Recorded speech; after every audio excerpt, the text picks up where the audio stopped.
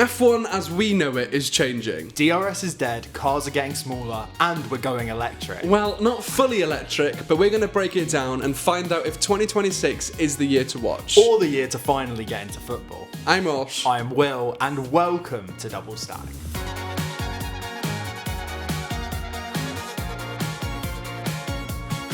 You were a fatty. Hi, fatty. Not anymore, with 30 kilogram leg. Oh, God. So they're basically getting shorter and... F1 is taking Ozempic. Yeah, F1's on exam. That's a good title, that. So cars are getting lighter? Yes. 30 kilograms lighter? Yes. Which is like a whole baby. Baby weighed less than that. He's quite a big baby. It's like a whole few babies. So they're lighter, they're going to be narrower, they're going to be shorter.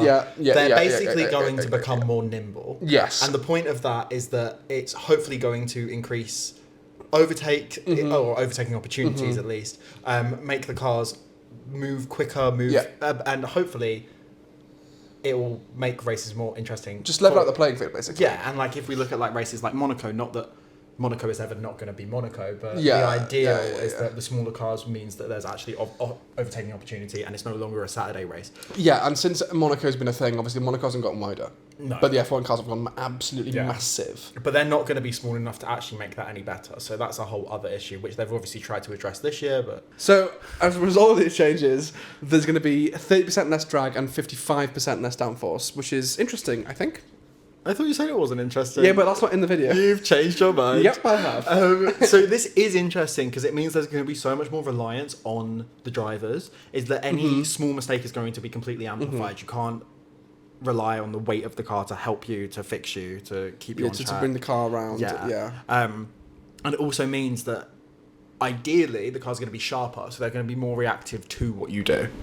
So to be fair, it'll probably benefit people like Max, who drives a sharp car anyway. Not that he needs any more benefits, but he drives a sharp car anyway. He does, and I think it's nice to have, for the drivers to have more control of their own race, and whatever micro decision that they make could affect them to win. And that, I think, brings more jeopardy and more excitement into the race itself. Exactly. Which is what we need, because it's getting really boring. But equally, I think this part of the whole changes is probably the least effective in terms of what's going to change in terms of race pace and overtaking. Well, I don't know, because I think they are quite important parts of racing. But the other implementations, which we're going to get onto with Active Aero, I think that's going to change the game. Yeah, definitely.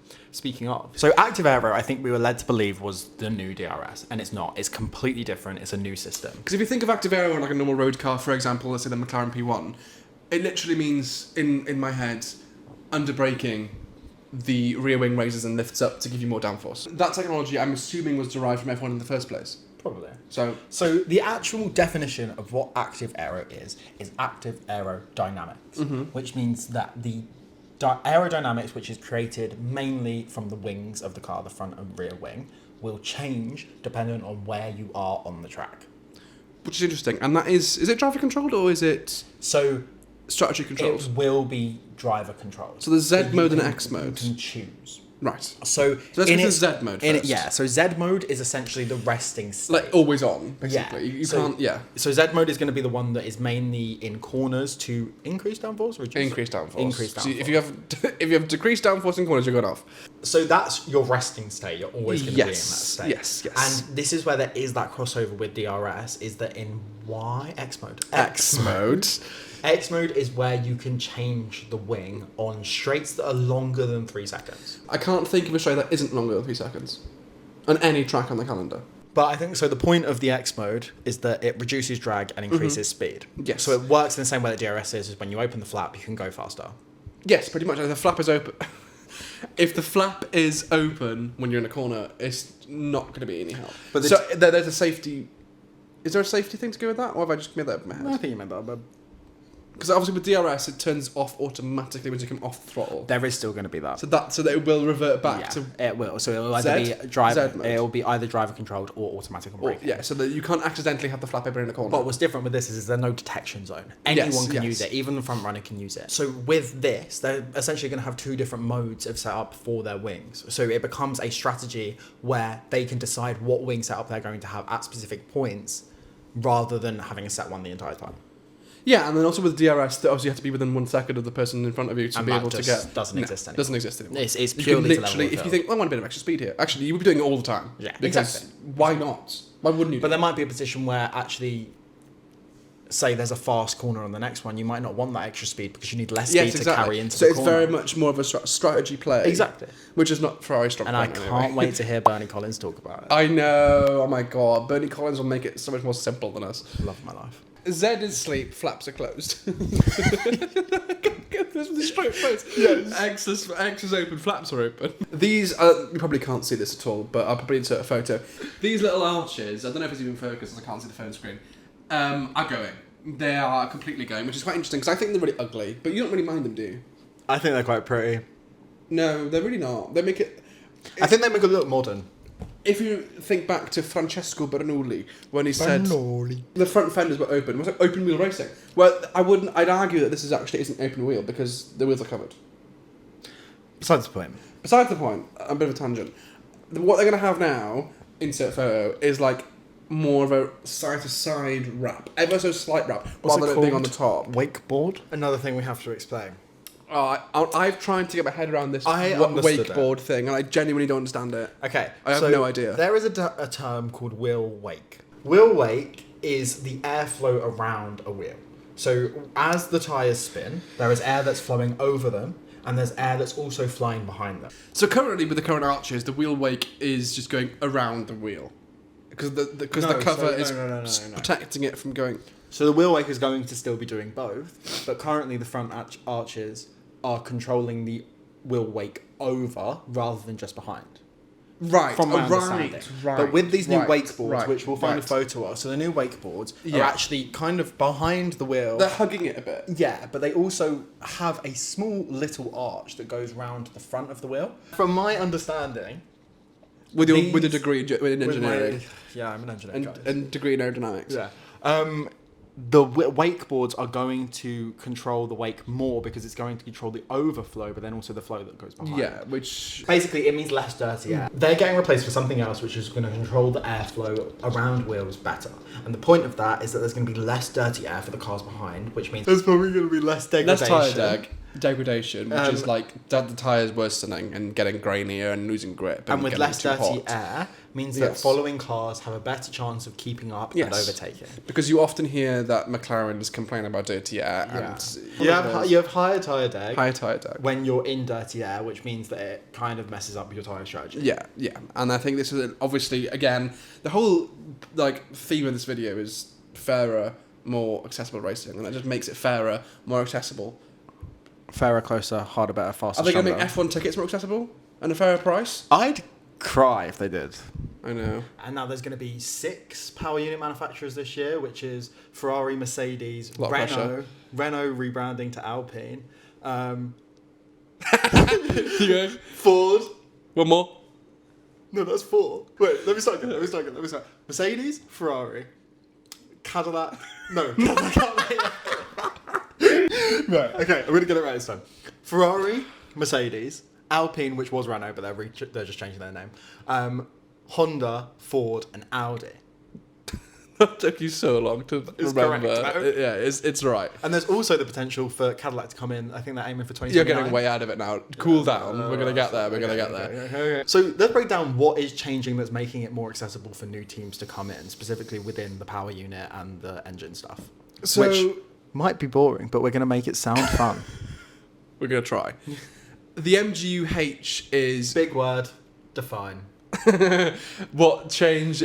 What took the heat into energy to be used for battery deployment? So it stands for motor... something unit heat. Yes. Motor generating unit heat. Something like that. That took the stuff that came out of the exhaust and converted it into an electrical energy. Well, not came out exactly, but what would have, yeah. Yeah. And then converted that into electrical energy to be used for the battery. That's gone. RIP. And the reason for that is because it isn't something that's typically found in normal road cars. So it meant that these teams or these brands would be creating this component purely for F1, whereas some of the other elements of F1 cars can be used in road cars in general. So it was such a expensive part to make that people were like, what's the point? Will said in the intro that we're going to see more electric components and, made the joke it's going to go fully electric. It's not. The battery itself had a 300% increase in the power that it generates, which is... Bloody hell. Kind of crazy if you think about it. That's a lot. Yeah. So the battery used to bring an extra 160 horsepower, but now it's up to like 450 horsepower, which is like... I think it's more. It is more. I just read it. It is from like 160 horsepower to up to 470. That's crazy. Which is a huge, huge jump. Which, if you think about it in like layman's terms in normal cars, you wouldn't really get that power split in a normal hybrid car at all. Like it's more reliant on the petrol engine than the electric power unit. But that's completely changing, which is really interesting. And then for the internal combustion engine, which is like the typical way the car would work before. Ice baby. Too cold vanilla. They're reducing the power of that. So I think it's like 50 horsepower more, but so it's essentially going to be 50-50. They're branding it as 50-50. It's not. It's slightly off. But one of the things that actually interests me more, which is something I mentioned earlier, DRS is gone and it's being replaced by your mum. No, but literally. Manual override mode? Yeah, is that what manual it is? override mode. So there's two elements of a car which have that MGU start little anagram, which we can't remember what it stands for. What does that word mean? Animalgram. Anagram. That's animagram, you said. Acronym. Acronym. So there's the MGU-H, which we spoke about, that's gone, but then there's the MGU-K. But that's the same MG unit, but kinetic. Yeah, so kinetic, think of it, you know how like when you did DOV as a kid and then you had to like have a wind-up torch because there was no power, like so you wound it up and by that kinetic energy of you moving it, it converted it to electric, which meant that you could then power the torch. That's what that component does. I honestly, that comparison does nothing for me. Well, you think DOV about kids one. will get it. Like a wind-up watch. Who the has a wind-up watch?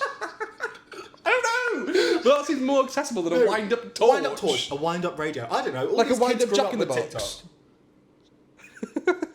I mean, you're not wrong. So, because DRS is gone, there's going to be no like zonal deployment. DRS is... Yeah, because obviously you had to like cross the detection line before the activation line. Exactly. That's gone. And from our understanding, DRS, as we knew it, as well as the overtake button, are kind of being combined into your mum.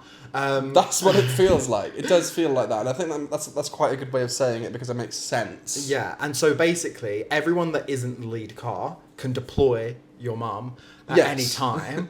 And basically, everybody who isn't in the lead car has got a mum to deploy. And it increases, reading the notes, increases the electrical power for overtaking up to 209 miles an hour, which is like a whole different thing because that's slower than we've had. That's slower than we've got. We're like 220 something.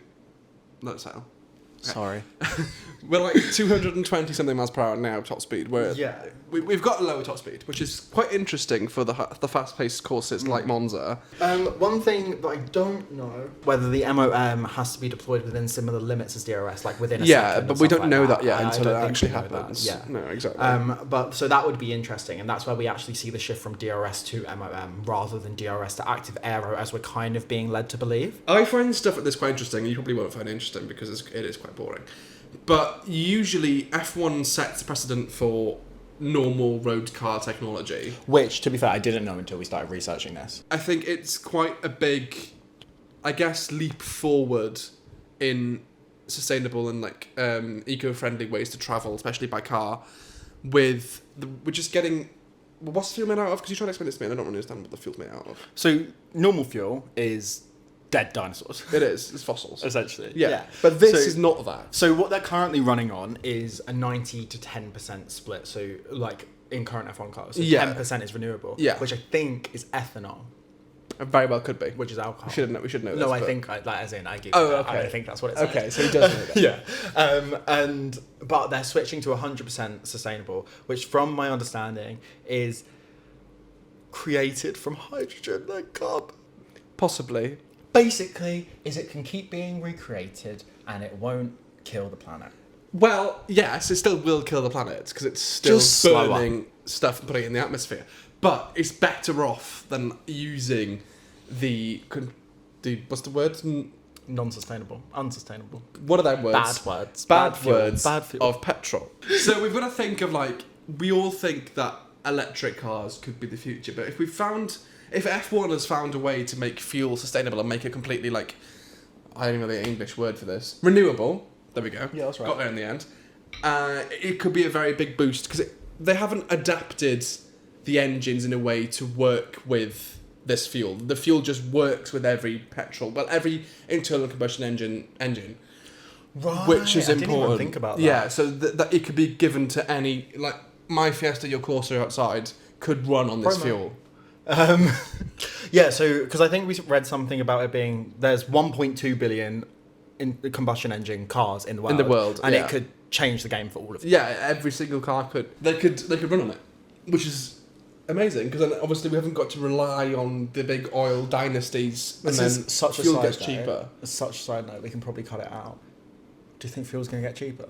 I've just said this. I've just said it. But like 99p cheap or? Well, I don't think it would be locked down 99p cheap, but definitely it wouldn't be as tough as a process to make it. I think. I mean, I have got a degree in chemical whatever, but that's my favourite subject. Chemical whatever, but it would be less time consuming and it would be less difficult to make it because and we can make an infinite amount of it because there's obviously infinite amount of atoms in the atmosphere. That is such a lie. Universe. Let's recap. Shorter, slimmer, more horsepower but slower. More electric. Easier for teams to enter. For brands to more enter. accessible and So makes it's it more cheaper. accessible. Love that word. Closer racing. Yeah. Less dirty air. Yeah. More control for the drivers. Yeah. No more DRS. No more DRS. Welcome your mother. Well, replaced with your mum's accurate Aero. Hopefully, next we're going to look at what the grid is going to look like next year. And also there's going to be changes to how quali works. But if there's anything you want us to cover or try and get our heads around, which we'll probably fail at, let us know. I mean, you can sit here and watch us ramble on and probably get it wrong half the time. But we like it that way. We do. Thank you very much for watching. I've been Will. See you. I've been Will. Oh wait, no. I've been Osh. I've been Will. And this was DoubleStack.